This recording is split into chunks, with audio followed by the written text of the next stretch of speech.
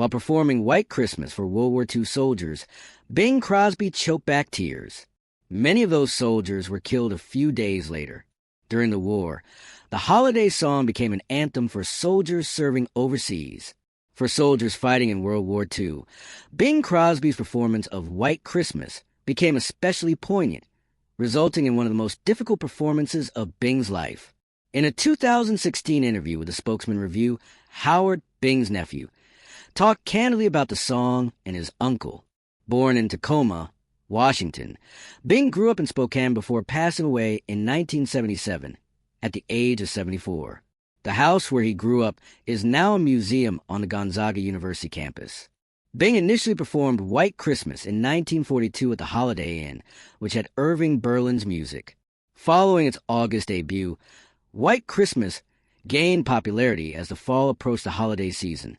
According to Jody Rosen, author of the 2002 book White Christmas, the song became a hit in the winter of 1942 when it was embraced by homesick American GIs as a symbol of the country to which they longed to return and the values they were fighting to defend. According to the New York Times, it was the war's improbable anthem, a Why We Fight song that made no mention of the conflict. The Armed Forces Radio frequently played it. White Christmas became the all-time best-selling song, a record it still maintains, and won the Oscar for Best Original Song. Bing's baritone was the voice that most people associated with it, despite the fact that dozens of musicians had covered it.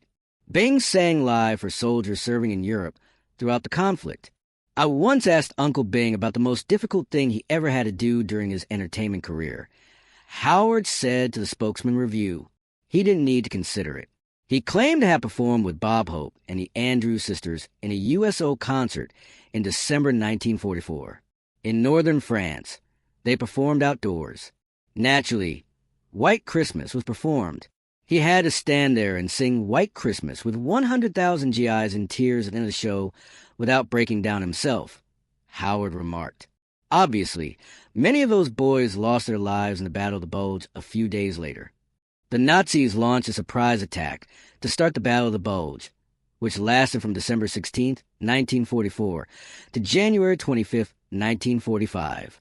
Although it was the biggest and bloodiest fight the United States engaged in throughout the conflict, the Nazis never launched another offensive following the engagement.